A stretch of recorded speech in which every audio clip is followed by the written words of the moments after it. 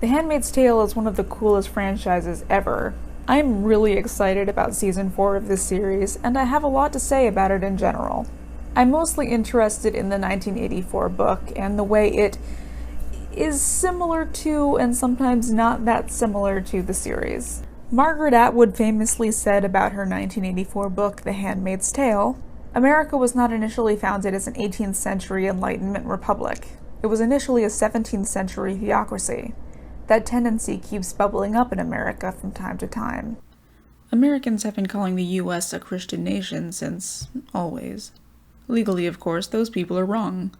But in another way, well, we do make our kids recite a pledge under God in school every morning. And it's really not creepy to have little kids mindlessly recite this anthem every day and pledge their life to a government before they're old enough to really think about what they're saying.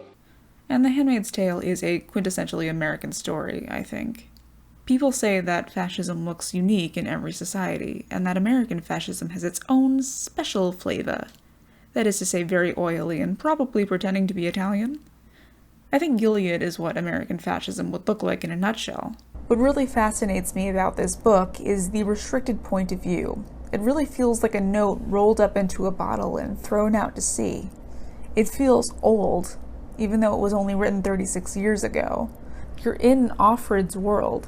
The show can't really do that, because that's not how TV works. Theoretically, they could strap a GoPro to Elizabeth Moss's forehead, but that would get boring very fast. It also wouldn't really do the job. The book isn't just behind Offred's eyes, it's in her mind, and no amount of voiceover is going to be able to exclusively filter her world through her own perception. Her inner monologue would have to constantly interrupt other characters. No, that's not possible.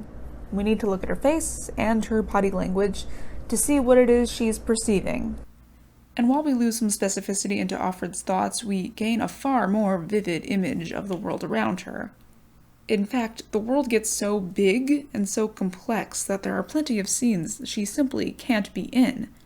She can't be in council meetings or on diplomacy trips to Canada, and this means breaking away, often very far away, from Offred's point of view, unless they want to copy the mistakes of Steven Universe. As a result, we see a couple things with our eyes for the first time. One of them being that Gilead is not a white supremacist state. Bruce Miller, the writer and showrunner for The Handmaid's Tale, says about this, "When you think about a world where the fertility rate has fallen precipitously, fertility would trump everything. And we've seen that. When fertility becomes an issue, racism starts to fall, because people adopt kids from Ethiopia and Asia and from everywhere." This doesn't really hold up, because we don't currently live in a white fascistic society, though it sometimes feels like that. And the people in our culture who might adopt kids from Ethiopia and Asia aren't really the sons of Jacob type. As for the fictional world of Gilead, A, white supremacy is not rational, and B, the concern of American fascists isn't generally the universal fertility rate, it's the white fertility rate. And that's the whole point. And to take that aspect away from Atwood's work is kind of to strip it of the relevance of its critique. The ideology the show presents is almost logical, or an unfortunate necessity. I think the show is acknowledging a dichotomy between white supremacy and theocracy that simply doesn't exist, the way liberal-minded modern society wants it to. We wish our racists would just leave religion out of it. Ugh, religion. The truth is that Christianity has been associated with white racism for a very long time. It's kind of what made racism in the first place, actually. The Crusades created a rift right down the middle of Eurasia, with the lighter-skinned Europeans embodying Christendom, while the dark-skinned and sometimes black Muslims in the East were associated with a kind of hedonistic decadence. The Muslim world was far more wealthy at the time, and their men tended to have more than one wife, which drove the Christians up the wall. Then, in 1415, Prince Henry of Portugal attacked a trading depot in Morocco and took a bunch of Muslim Moorish people as slaves. Moors are, of course, black people from northwestern Africa that lived in Spain before Spain itself became a Christian supremacist nation, as nations are wont to do. The prince's PR guy started posting non-stop about how Prince Henry was not enslaving Africans for his own benefit, and actually he was civilizing them, A couple centuries down the line, and Western Europe is all about African slaves. Enter the Massachusetts Bay Colony and the patronizing sentiment that black slaves should work to earn their salvation in heaven. This is to say, Christianity and racism in America are linked, and there is no reason that they would not continue to be so if America was usurped by a totalitarian theocracy. The Society of Gilead seems to draw its whole aesthetic from the Massachusetts Bay Colony, which was a your ass better be in a pew on Sunday morning or else theocracy, and absolutely white supremacist.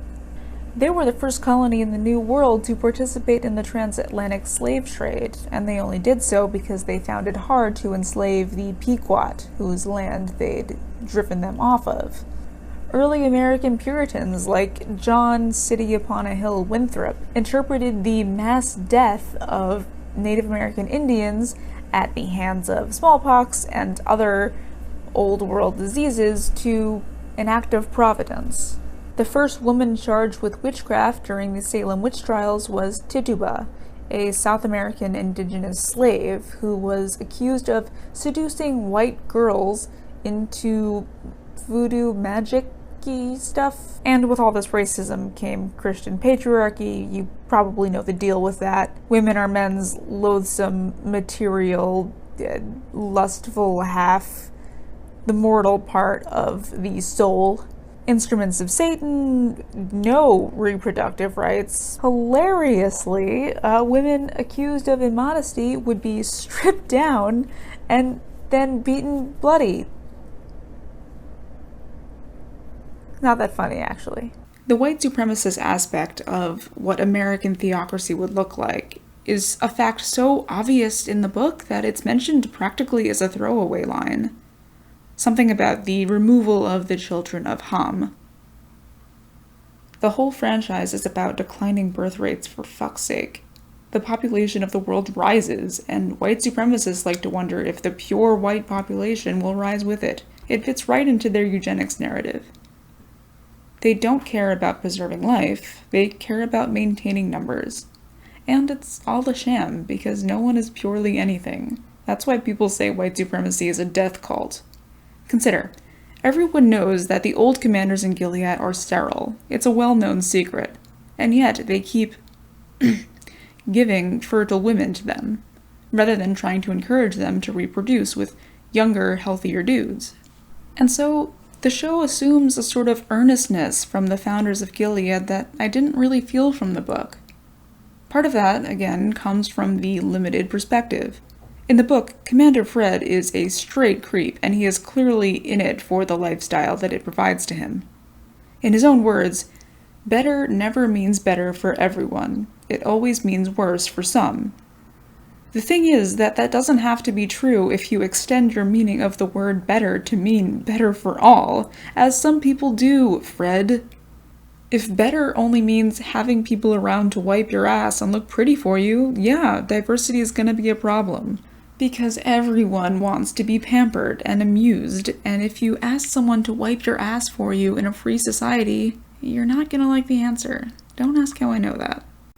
So that's the book, but the show must have confidence in its characters to be honest and authentic to the greatest extent they can be. I mean, people are a lot more outspoken in the show.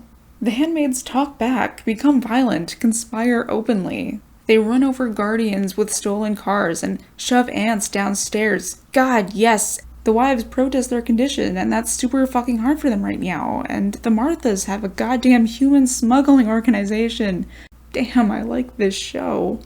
So I ask you, what does the Society of Gilead want? What do the sons of Jacob want? What do they really care about? Do they really want the birth rates to rise?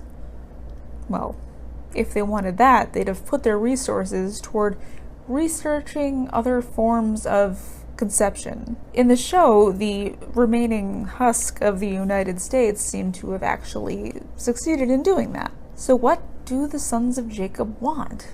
Obviously, I'm setting up for the next video, but I want to leave you with a question that I've genuinely been curious about because of this franchise. If the fertility rate did go down across the board, track toward extinction, we were all going to die out at some time, what would happen? What's this fate that we're all dreading after each and every one of us has concluded our short term of consciousness? What's next that we're so worried about? See you next time. If you like this video, go ahead and subscribe so you don't miss the 2 subsequent videos in this series. And if you feel so inclined, check out my Medium account where I put much shorter versions of similar videos that I put up here. Much tinier stuff. They're not bad. They're good. They're good. They're good. They're good. They're fine. They're a good investment of time. I'd recommend it. Yeah. You should do that. You should try to see. Go to the Medium. Read those articles. Learn something. Don't learn something. Make friends. Be kind. Make love, not war.